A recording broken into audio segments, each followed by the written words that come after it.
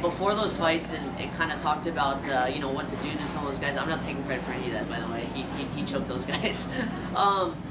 But for me, I'm coming in the fight with a big chip on my shoulder. Like I think I lost 3 of my last 4, and just trying to jump up in competition, trying to fight like top guys, and didn't go my way, and I have a huge chip on my shoulder. Like, there's no way I'm going in there and losing anymore. I mean, it's just one of those things. People gotta say a lot of things and everything, and I'm sure Andrew's heard it before too.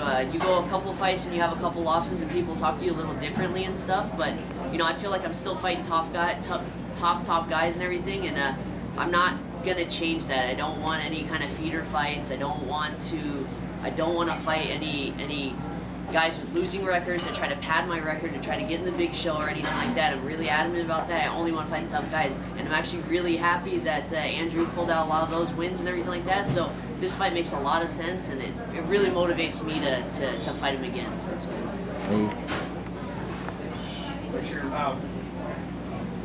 Yeah, same question. So yeah, based on what I said, that you are on a 3-win streak, your confidence level is up there. I can, and that motivation, especially when you're fighting the champ.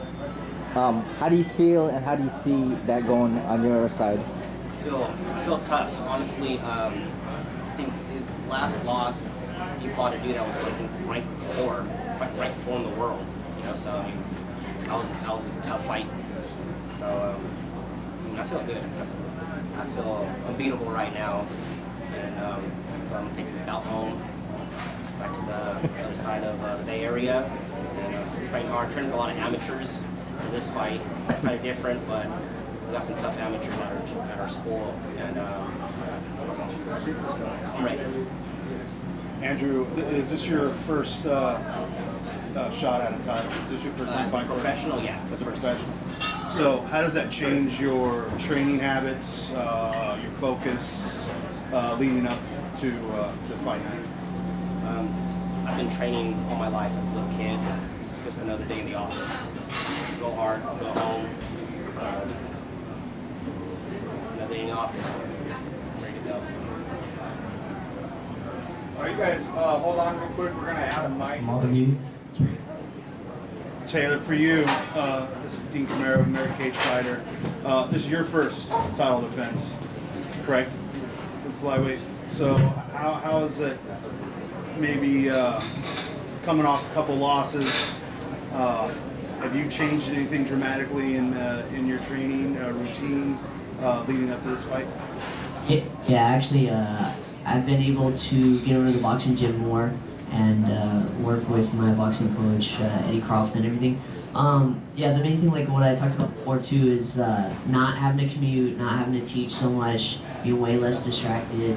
I've always been able to like train full time. I hadn't had to work. I lived kind of a hard life doing it that way, but now I feel like I'm teaching a lot less, and just less distractions. So I feel like way more healthy. And like the weight cut's gonna be a lot easier for this fight too, because I don't have to bounce back and forth from like 2 to 3 different cities or anything like that. Boxing more with more professional boxers and stuff like that, it's a complete different feeling than just like sparring with MMA guys and stuff like that. So yeah, I'm really excited for this fight. I'm actually really excited about this card. It's a bummer that we're both fighting on the card, because there's a couple guys fighting on the card I watched fighting when I was growing up, like Dino's on the card and everything, and it's kind of a bummer because I can't really just sit back and watch and enjoy the fights. It's going to be a killer card, so hopefully if it doesn't go horribly wrong for me, I can sit and watch the rest of the fights. That's a question for Andrew. I noticed you're doing really well on the submission victories and everything, and I just want to know what you thought of your game and how round it is, and what you've been doing to address some of the stand-up to improve in those areas. So how's that been going? Stand-up wise, I'm a stand-up fighter, but it's just kind of crazy how I'm just tapping people out. But I would love to stand and bang, but I don't think it's really gonna go that way. So I'm undefeated at 125 right now, and my only losses are coming at 135 and 130. So I think 125 is perfect. Okay, thanks. Any questions out there? I guess all the media got a pretty good question cover. Jack, can I have one more? Yeah. Reporter, I know that you had a couple setbacks, and in MMA, like all across the nation, people face setbacks. So I want to know how you persevere. How do you mentally psych yourself up to continue to train and compete? Because a lot of people are going through that, and they'd like to hear how you do it. Yeah. The main thing is, it's too bad she couldn't make it. I know fighting kind of freaks my mom out, kind of thing, and so it's just one of those things. Like I don't want to make her sad, or like maybe you regret that I'm one of those guys who maybe turned down a half ride to SF State so I could be a professional fighter. So it's one of those things, like if I don't feel like doing it for myself, I want to do it for her. I want to do it for my coach Darren and everything, and I want everybody to know what FTCC is after this fight, kind of thing. So I know we're a small gym in Daly City, but we're trying to put it on the map. And he's got his big fight in the UFC coming up too. It's one of those things, like if it's not enough to do it for myself, I'm gonna do it for my family. I'm gonna do it for my coaches and my teammates and everything. So I think it's good. I actually been competing a lot in grappling and everything, and across the nation and stuff like that. So I think that keeps me motivated to train on a regular basis. So not just for fights, but keeping competing, keep everything pretty fresh and everything. So it's good. That's great. That's great. Thank you. Taylor, do you not fight at Combat Sports Academy anymore? Do you not train there? Yeah, that's correct. I just recently left there. So. You did. Was there a reason you left, or just for commute-wise, or was there a fallout? Yeah, no. I'm so good friends with Kieran and everything. I think, sometimes you just have differences. Great. Yeah, and sometimes you just gotta go, but it's good. We're friends. There's nothing super negative. Great. I think the last question I have, I'm going to ask these two guys, what's your prediction for this fight? Knockout. Yeah. Are we allowed to cuss? No.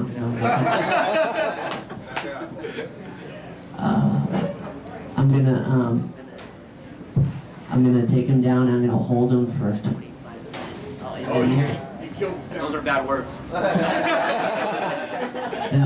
No, TKO or submission for sure.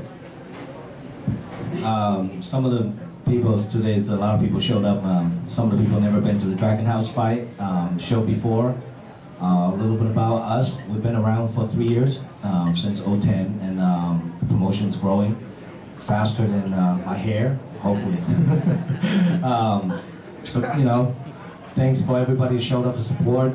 We have the biggest fight card put together. The main event is going to be Jesse Taylor against Marcel Fortuna, Brazilian black belt, against former Trins UFC fighter, also from the Ultimate Fighter show.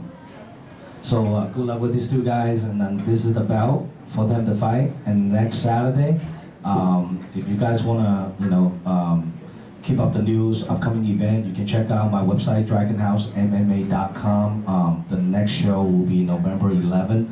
The next week, it will be August 18 for these two guys. They are the first co-main event on the first half fight card. Let's get it on, 5-minute round. So San Jose come from Conley's, aka versus Daly City from local FTCC. Taylor Mccorriston and Andrew Valladerez. Sorry, my Chinglish sometimes hard for people to understand. But all right, good luck, guys. Can we get a face-off with that? Yes.